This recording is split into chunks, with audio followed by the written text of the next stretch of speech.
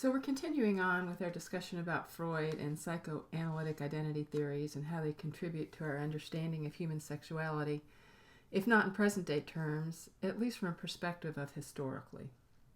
So at the close of last lecture, I discussed about how Freud believed that the clitoral orgasm was immature and that a mature woman would only be satisfied by vaginal orgasm. And again, if anything relates perfectly to this concept of a phallocentric theory, it's this idea that women's sense of sexual pleasure should be defined by the male norm or the male standard of vaginal sex. As I said earlier, feminist theorists are very critical of Freud because his ideas about a mature vaginal orgasm put women in denial of their own sexuality. Two other things that Freud did was that he opened the public's eyes to incest and homosexuality. So I'll talk a little bit about each of those. As far as that issue of homosexuality is concerned, Freud believed that everybody was born to a certain extent with both homosexual and heterosexual tendencies. So he thought that there was a continuum with one tendency on one side and the other tendency on the other side, and that there was some variation as far as where people were, and that it was the latency phase that suppressed those homosexual tendencies. So if homosexuality was at one end of the continuum, it was going through the latency phase when a child is from the ages of 6 years to puberty that they learn to suppress those homosexual tendencies. The main idea here is that all people or all individuals are born with a certain amount of heterosexual and homosexual tendencies, and it's the latency phase that suppresses the homosexual tendencies so that the majority of people are heterosexual by the time they are mature. He also opened the public's eyes to incest.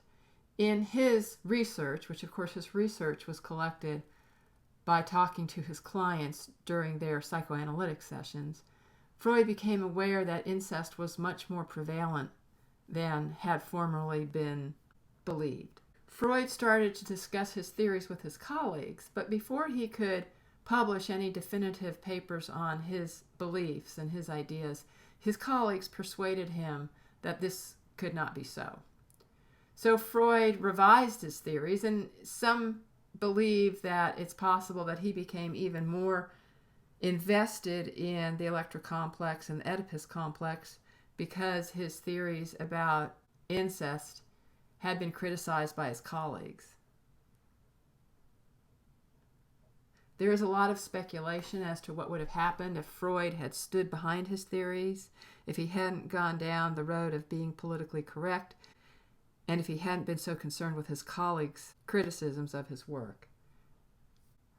It wasn't until about 100 years later that the issue of incest was revisited, and the public became much more aware at that point in time how common incest was in the general population. So many theorists criticized Freud for not advancing his ideas about incest and instead burying them so that he would not receive criticism by his colleagues. Years later, Freud's theory of penis envy would be challenged by a theorist named Karen Hornau. She was a contemporary of Freud, and she rallied against this idea of a phallocentric theory, and she developed something that was known as a gynocentric theory. So her ideas revolved around the concept that men envied women because of their ability to reproduce. She developed her theories in response to penis envy, and she believed that males envied women because of their ability to reproduce. And she also believed that women became frustrated and felt social rejection because society made them feel inadequate. So she was one of the first theorists to respond to Freud's phallocentric theories with something that looked at society and culture and tried to explain men's and women's roles as a response to society versus as a developmental aspect of their personality. She also developed the idea that males had to switch their identity from their mother to their father, that the mother was the first identity that a young son had because she was the primary caretaker, and that's whose presence the young male child was in during most of their prepubescent years.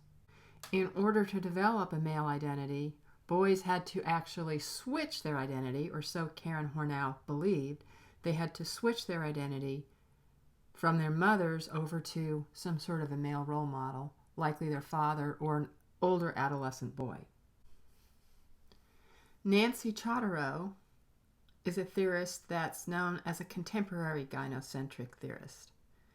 And she took Hornell's theory and developed them a bit further, stating that exclusively female mothering would then produce males and females that had different emotional needs. Chodorow felt that females were parented by their mother, and because they developed a close connection and bond to their mother, they tried to recreate this emotional experience as adults.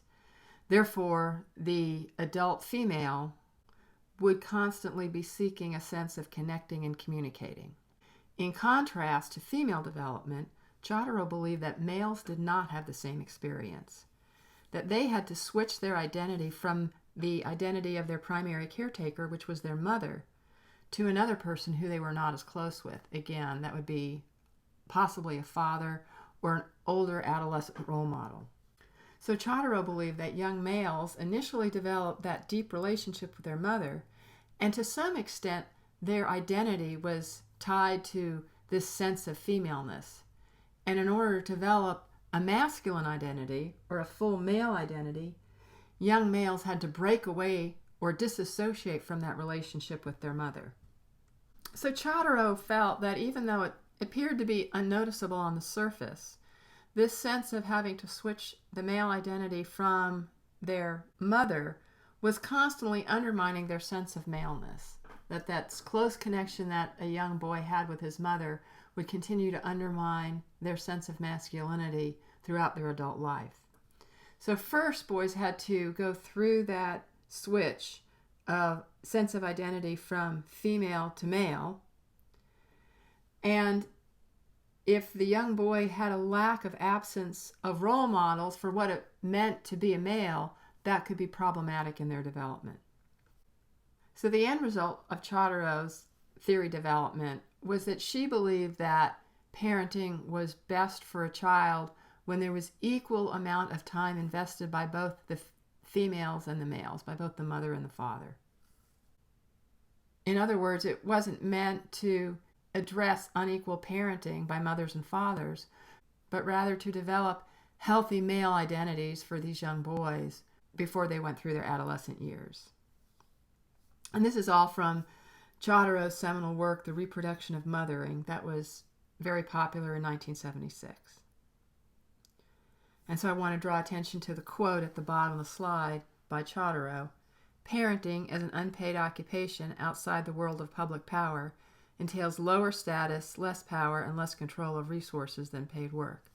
So she was also aware of the inequality from a social perspective for both mothers and fathers. Her initial theory development revolved around the idea of having young, healthy adolescent males. So that concludes our discussions about psychoanalytic identity theory. Our next session will be considering social structure theory.